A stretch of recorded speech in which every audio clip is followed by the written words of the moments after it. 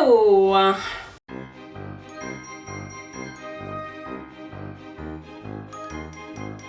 So today I'm back to work on my Halloween costume, which is gonna be Pajama Sam. So every year I come up with a theme with my friend Catnip. I told her this year that I wanted to cosplay Pajama Sam. So she decided, well, oh, I remember this weird niche childhood game. I think I'd like to dress up as that. That could be fun. And we're like, wait a second, is that our theme? Niche childhood games? Lo and behold, it is our theme this year. And so far I've been working on making the pajama part. I've been using a Macau's pattern. This one, which is like a onesie pattern. I wanted it to be kind of loose fitting, but I think I overdid it. I ended up using the extra large and it was really, really big. I should have went more for like probably a large, to be honest, or maybe even a medium.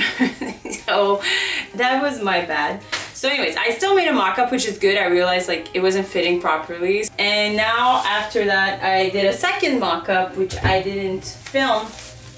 And now I'm at this part where I've cut out all my pieces and I'm now ready to start assembling like the real thing. Okay, all right, let's get sewing.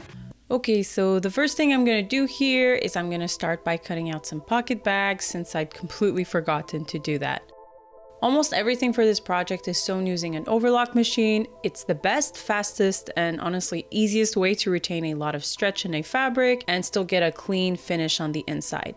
The first thing I did was sew the sleeves. Now before sewing my full body pieces together, I'm gonna go ahead and sew my pocket bags into place. There are notches at the side of the full body pieces that indicate where you need to sew them.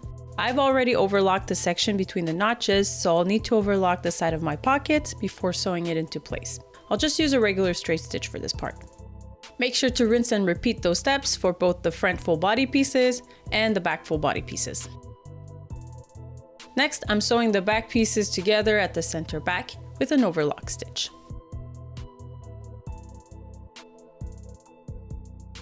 All right, so we have our back and our front panel. So at this point, I think what I'm gonna do is, before assembling the two together like this, and then just going around, I'm going to move this out of the way and I'm going to sew my two fronts together at the center front with a straight stitch, and it's going to be temporary. I'm going to install my zipper in place and then unsew that area where the zipper is.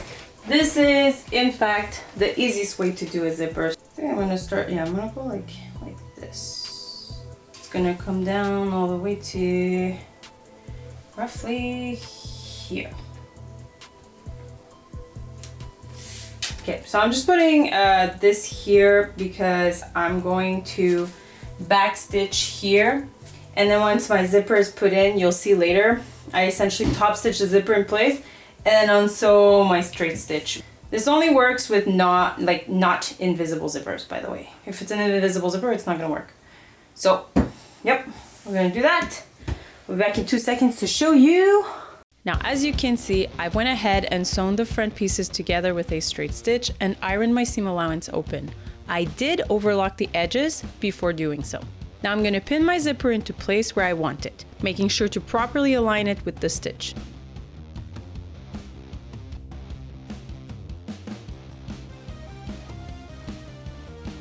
You then just need to top stitch along the sides and the bottom to secure the zipper into place.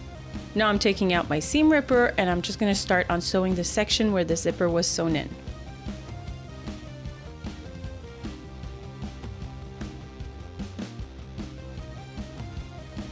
And there you have it, perfectly aligned zipper with minimal struggle.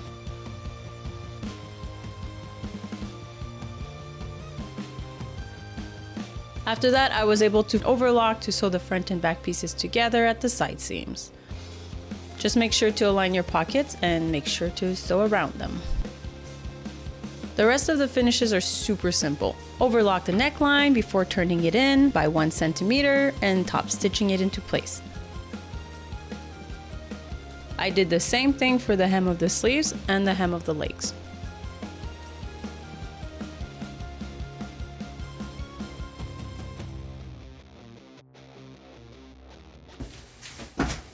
Hello! What was I gonna work on today?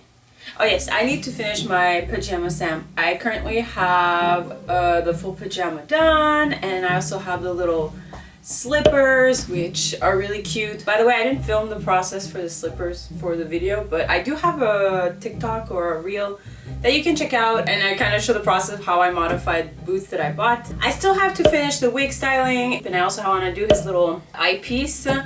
For the lunchbox, I actually ordered it on Zazzle. Okay, so I made the design of the original lunchbox, like the drawing that's on it, on Illustrator, and then sent it as a PNG file to Zazzle to get it printed on the lunchbox. It has a slight defect, but I talked with the company and they actually gave me some pretty good customer care, so all of that is good, and it's such a small defect that ultimately it doesn't really bother me. So yeah, I have all these pieces done. I did want to work on the cape, but as you can see, my office is a mess, and that's because this is all the Halloween stuff that I need to set up outside for Halloween. So I'm gonna do that today. Let's get started on Halloween decor first, and then we can come back to Pajama Sam.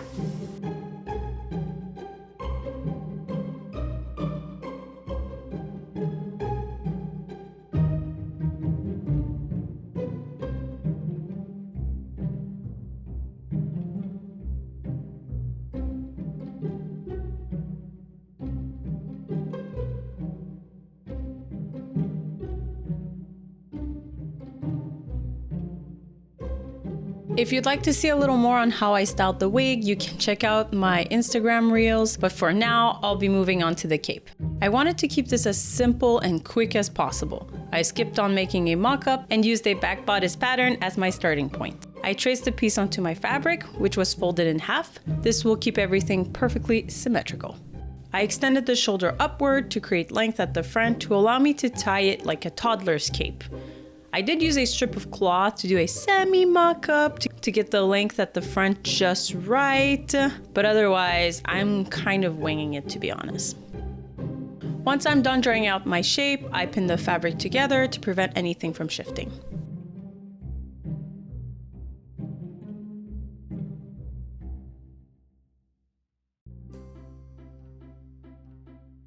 I pinned my measuring tape to the neck at exactly 66 centimeters since I knew I didn't want my cape to be any longer than that.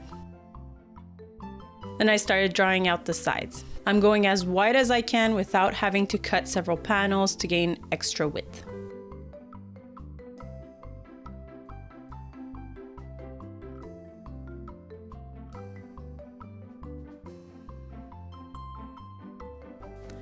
Once everything is drawn out, I added 1/2 inch for seam allowance and then started cutting out my piece.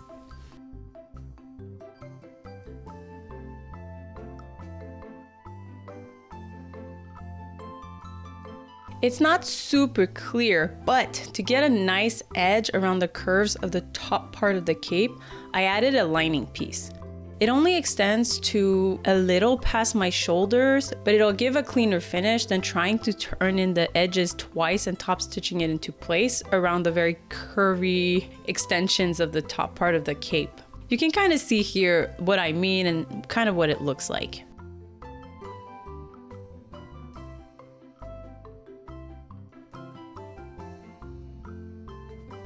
Since the rest of the cape is all straight lines, it was easy to just fold in the unfinished edges twice and top stitching it into place. Not having a full-length lining allows me to save costs on fabric. And with that, we're ready for Halloween, even though this is like coming out in March.